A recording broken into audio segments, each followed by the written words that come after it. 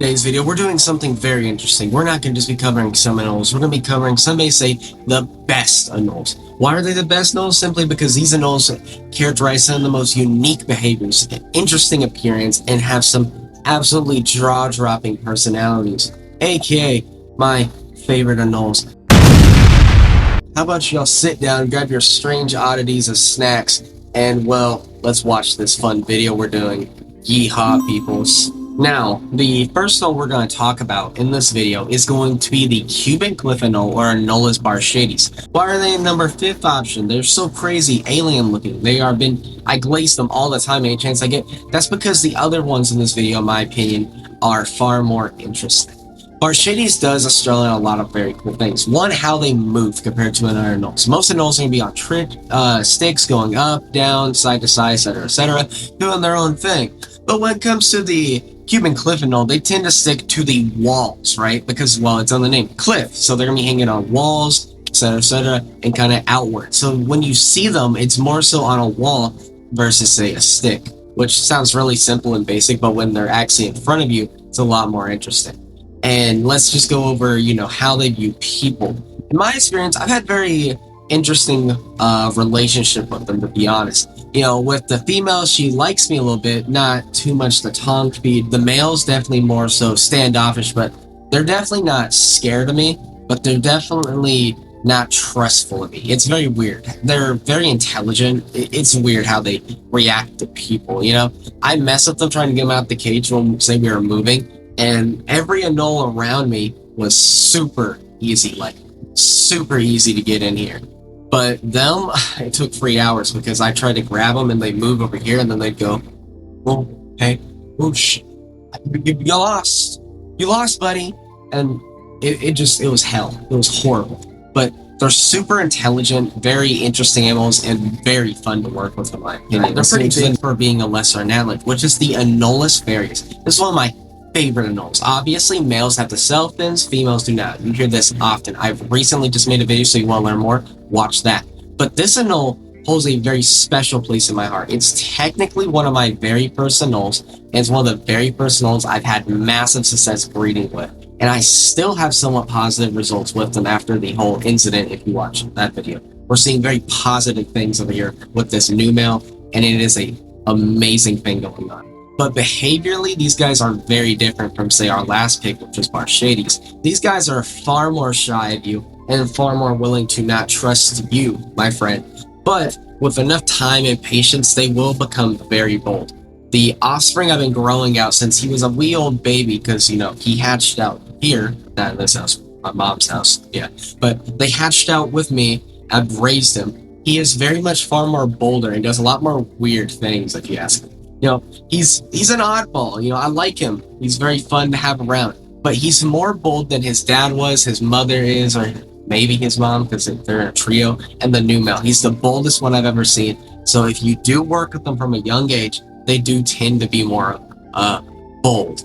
Now, we're going to be moving out the lesser annatid field and moving back to Cuba. And we're going to be going to talk about Anolis lutoglaris. These are possibly my favorite crown giant, depending on how you like to classify that word. But this Anole is super fun, possibly the most intelligent Anole I've worked with out of all the ones I've worked with. These animals recognize people like no other species I've worked with. They form relationships with each other and with certain people. This trio behind me really rocks with me. We're rocking with Mark, guys, but they are not rocking with my friend. I do not know why. He just doesn't work with them, and they clearly respond to that in a negative manner. I find that very interesting. And I haven't even had these animals that long. I've just got them one day, a couple months back, and I said, hey guys, here's superworms, here's a dubia rug, here's crickets, bread runners, here's food, just love me. And here we are, we're best friends. But besides that striking appearance, they have amazing appearance. Bright greens, mixes of yellows occasionally, with oranges thrown in, with that white underlip that goes down to their belly. These animals are striking and very unique to look at. Nothing really like them out here. Unless this Anole we're going to be talking about right now, you've heard a lot on this channel. It's the biggest one in my logo, which is the Cuban false chameleon. But we're going to be specifically talking about Anolis barbatus right now, because these Anoles are very interesting. They were actually my very first Anole I've ever worked with. But Anolis barbatus does some very interesting things on the fact that they do get to a really large size, and on top of that, they may be known as the king of chill. These animals are possibly the most chillest Anoles you'll ever find. Even one that has not been worked with a lot, not been socialized with people, is still going to be way more chill, way more nicer than any other Anole on this list at the end of the day. They are lazy animals, they're chill, they don't do much. It's what you hear all the time, but when you sit down with them, really work with this animal for a good bit of time, they're active hunters, they're active animals, they're moving around, they're always moving their eyes, they're trying to process things. Like, what is this? What is that? What are we doing? They are very fun animals to have, and they are a joy to my world. Now, the only Anole that can be a Cuban crown giant, technically, but more so a Twig Anole, is another Twig Anole. Shocker. This Twig Anole is really interesting. I waited 3 years to get them on my hands, and I'm building a small army as we stand. This animal is amazing.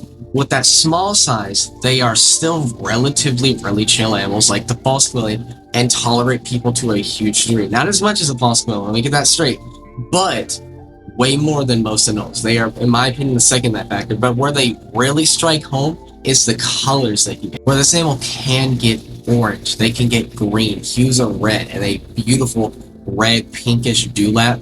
They are jaw droppers. And not to mention, very intelligent animals. I mean, they're so fun. You know, like I wake up, I come down from upstairs, I come to my animals, I look at my false chameleons, I look at them, and I look at them for like an hour, and I'm like, oh, I have to go to work. Let me get all this done real quick.